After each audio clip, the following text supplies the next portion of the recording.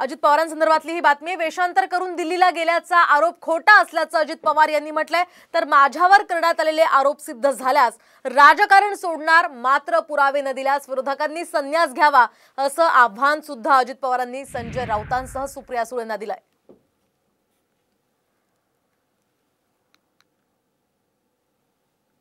अजित पवार वेश बदलून दिल्लीला जायचे, दादांत पोटे आणि खुशाल काही पण बडबडतात. कोण बहुरूपी म्हणतंय, कोण काय म्हणतंय, कोण काय म्हणतंय. म्हणणाऱ्यांना काही लाज लज्जा शरम वाटली पाहिजे. दादांत बिनबुडाचे आरोप माझ्यावर जे काही करताय त्याच्यामध्ये तसोबर देखील तथ्य नाही.